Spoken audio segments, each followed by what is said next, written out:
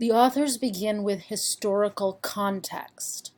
15th century Europe saw the emergence of wealthy merchants whose rise to power was fueled by individual accomplishment rather than hereditary succession within noble families. So this is building on what you've been thinking about in Italy, in Siena and Florence. Again, it's about economic changes relating to class changes. An aristocracy, noble families, is a system of rule by elites who inherit their wealth and who inherit titles and offices, a duke, a king, and so on. We saw that as the major system, the total system, in our video Inside the Medieval Mind Power.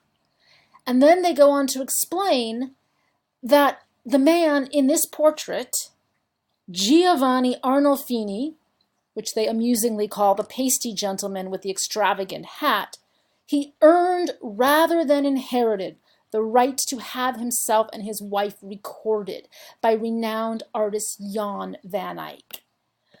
We have seen very few portrayals of individuals who are not royalty. The idea is here is an individual who is declaring himself worthy of representation on the basis of his wealth that he has achieved through his own efforts. So this builds on what we're already dealing with. The art patrons are increasingly from the merchant class, and their tastes, their values are somewhat different.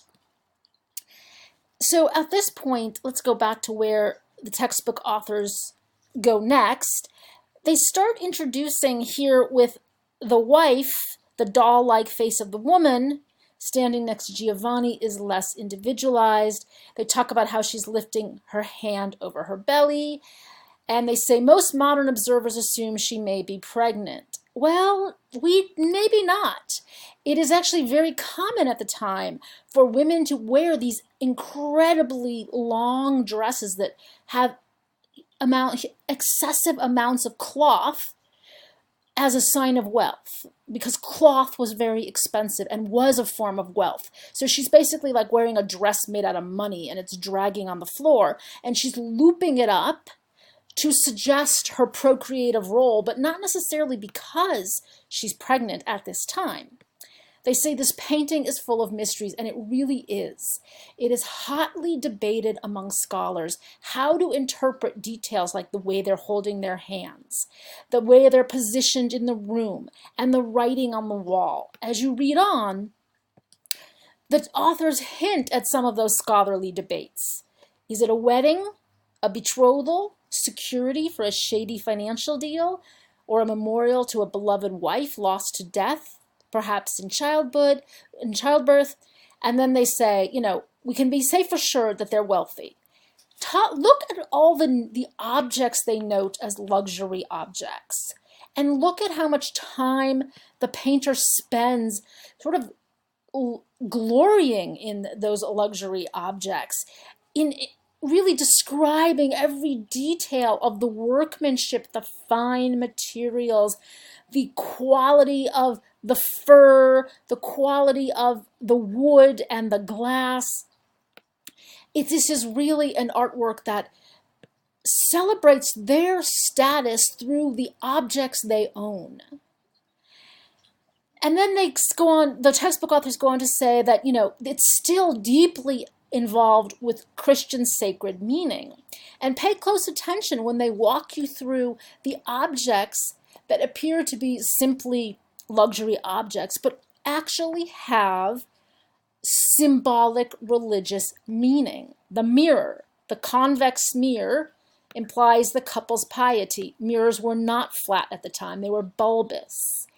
And so the mirror, it means that they are translucent, they are open to reflection, they're not hiding sins, they are pious.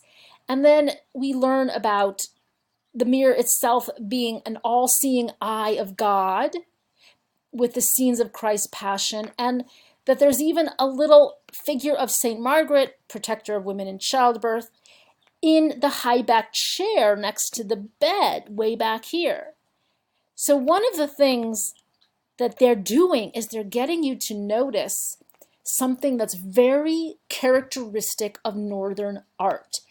A love for embedding symbols in the ordinary world of the home, of everyday life, so that something that seems like a functional object on closer scrutiny turns out to be a powerful symbol, usually of religious meaning. And that is something that you're going to see is quite distinctive to the Northern tradition. We will be coming back to this painting further.